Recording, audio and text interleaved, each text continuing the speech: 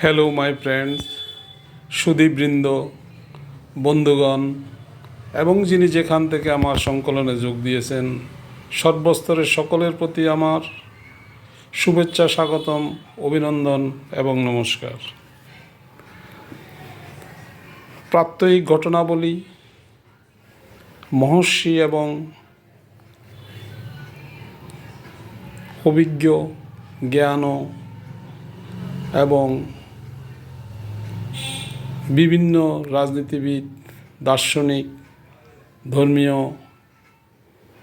ব্যক্তিত্বদের জীবন, শিক্ষা জীবন, রাজনৈতিক জীবন এবং সাংস্কৃতিক জীবন নিয়ে আমার সংকলন আলোচিত হয়। সেই প্রেক্ষিতে আজকে আমার সংকলনে আলোচিত হচ্ছে একজন মহান ব্যক্তিত্ব, যিনি আমাদের এত কিছু দিয়ে গেছেন, আমাদের জন্য জীবন পর্যন্ত দান করে গেছেন, সেই মহর্ষি ডক্টর শ্যামাপ্রসাদ মুখার্জি, যিনি বাংলার বাঘ নামে খ্যাত। কলকাতা বিশিষ্ট বিচারপতি স্যার আশুতোষ মুখোপাধ্যায়ের সুযোগ্য পুত্র শ্যামাপ্রসাদ মুখার্জি। চলুন শুরু করি। শ্যামাপ্রসাদ মুখার্জি 1901 সালের 6 জুলাই কলকাতার এক বিশিষ্ট সম্ভ্রান্ত হিন্দু পরিবারে জন্মগ্রহণ করেন এবং তিনি কলকাতা হাইকোর্টের বিচারপতি স্যার আশুতোষ মুখোপাধ্যায়ের সুযোগ্য সন্তান।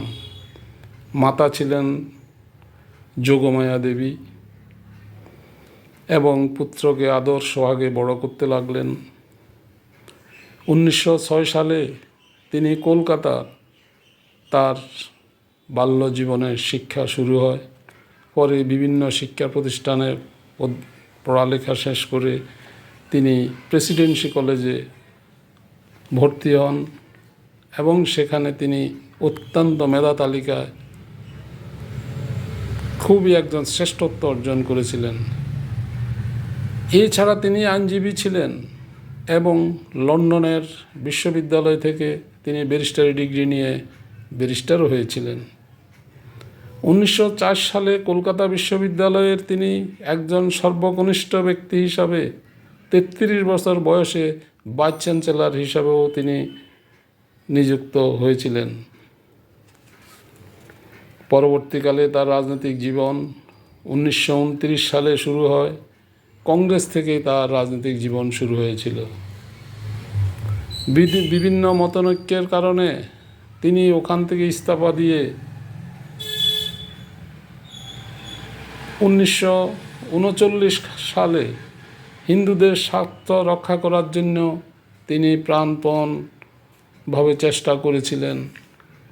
1943 সালে ভয়াবহ দুর্ভিক্ষ সময় তিনি বিপুল পরিমাণ ত্রাণ কার্য এবং এই দুর্ভিক্ষের বিভিন্ন আশ্রমে তিনি দান করেছেন।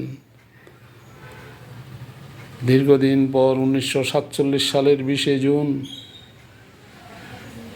মূলত শ্যামাপ্রসাদ মুখোপাধ্যায় আমরা যে আজকে ভারতবাসী বলে স্বীকার করি, সেই স্বীকৃতি এবং সম্মান মর্যাদা রক্ষা করেছিলেন একমাত্র ব্যক্তিত্ব সেই শ্যামাপ্রসাদ মুখার্জি। তাকে শত প্রণাম। ভারত ভাগের পর তিনি শিল্প এবং বিভিন্ন ক্ষেত্রের মন্ত্রী ছিলেন। এটা বিশেষ করে শিল্প এবং সরবরাহ মন্ত্রী তিনি ছিলেন।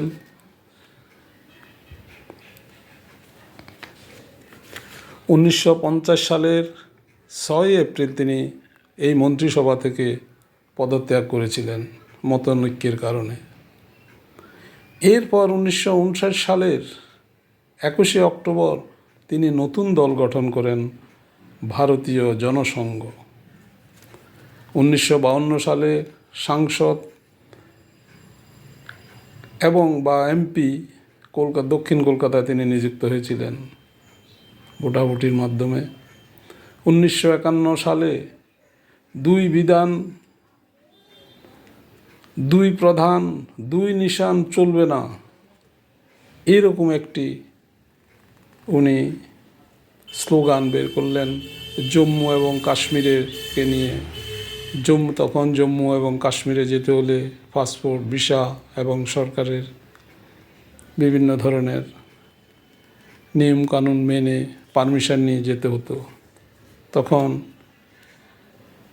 শ্যামাপ্রসাদ মুখার্জির মনে প্রশ্ন হলো, কেন এক দেশে হবে দুই আইন, দুই বিধান, দুই প্রধান, দুই নিশান? তাই তিনি স্লোগান ধরে এই আইনকে তোয়াক্কা না করে উনি জম্মু কাশ্মীর অভিমুখে রওনা দিলেন।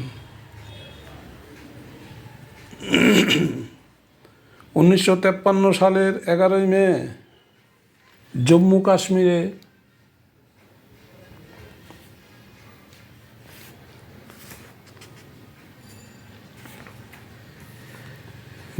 কাশ্মীরে শ্রীনগরে তিনি জম্মু কাশ্মীরে ঢোকার জন্য উপস্থিত হলেন, কিন্তু তাকে সেখানে পুলিশ কর্তৃক বন্দি করে হলো এবং তাকে বন্দি করে জেলে পাঠানো হলো।